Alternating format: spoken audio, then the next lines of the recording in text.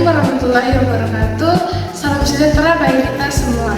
Perkenalkan, nama saya Junita Pasang dengan NIM A11125200075. Pada kesempatan kali ini saya akan memaparkan tentang pentingnya keterampilan berbicara dalam kehidupan sehari-hari maupun dalam dunia pendidikan.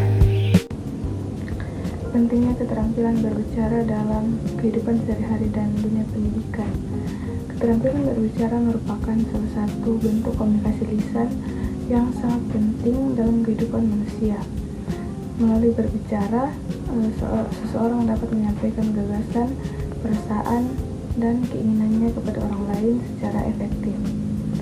Dalam kehidupan sehari-hari, berbicara berperan penting untuk menjalin hubungan sosial, bekerja sama, dan membangun kepercayaan antar individu.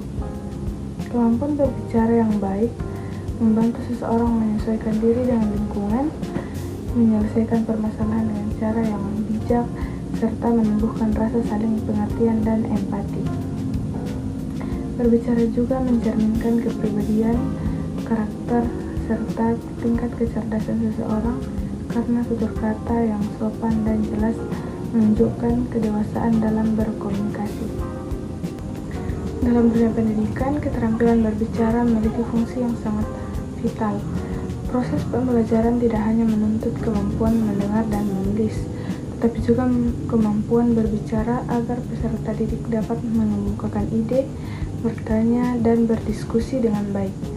Melalui kegiatan berbicara seperti presentasi, debat, diskusi kelompok, atau tanya jawab di kelas, siswa belajar berpikir kritis, logis, dan percaya diri dalam mengungkapkan pendapat.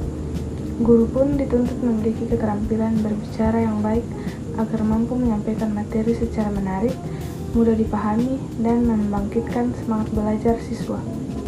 Dengan demikian, keterampilan berbicara bukan hanya alat komunikasi, tetapi juga sarana pengembangan karakter, intelektual, dan sosial peserta didik.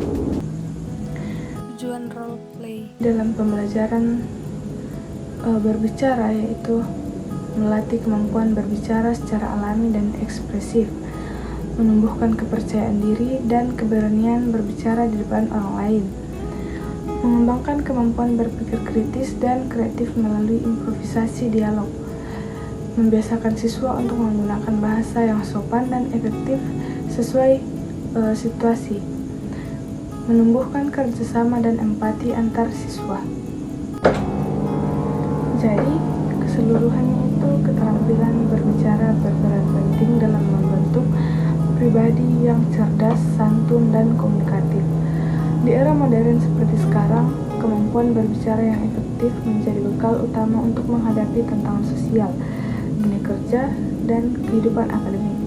Oleh karena itu, keterampilan berbicara perlu dilatih sejak dini agar seseorang mampu berinteraksi dan beradaptasi dengan baik di berbagai situasi kehidupan. Ada beberapa metode pembelajaran berbicara. Di sini saya akan mengambil contoh role play. Metode role play atau bermain peran adalah salah satu strategi pembelajaran yang melibatkan siswa untuk memerankan sesuatu, tokoh, atau situasi tertentu sesuai dengan tema yang dipelajari. Dalam kegiatan ini, siswa berlatih berbicara dengan meniru dialog, ekspresi, dan perilaku tokoh yang diperankan baik secara individu maupun kelompok.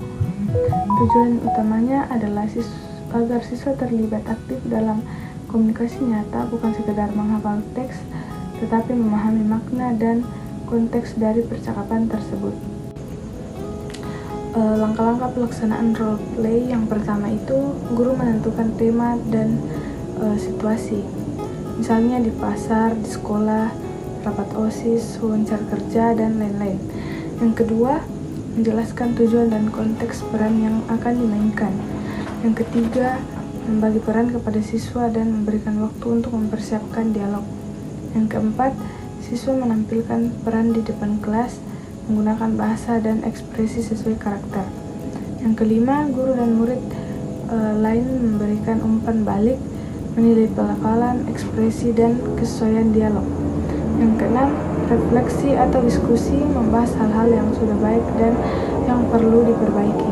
Kemudian keunggulan dari metode role play ini yaitu menjadikan pembelajaran lebih aktif, menarik, dan menyenangkan, membantu siswa berbicara tanpa rasa takut atau malu, melatih kemampuan bahasa, ekspresi, dan kerja sama tim. Ada juga kelemahannya yaitu membutuhkan waktu persiapan yang cukup lama dan keterlibatan aktif semua siswa agar berjalan efektif.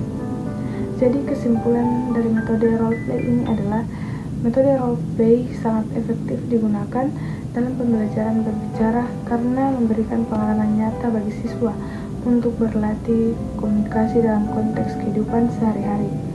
Dengan metode ini, siswa tidak hanya belajar berbicara, tetapi juga belajar berempati, bekerja sama, dan mengekspresikan diri secara percaya diri dan santun.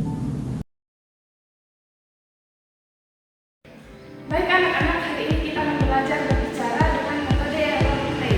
Topik kita adalah diskusi antara guru dan murid tentang pentingnya belajar. Sekarang saya akan menerangkan guru dan kamu akan menerangkan murid. Saya merasa belajar itu membosankan.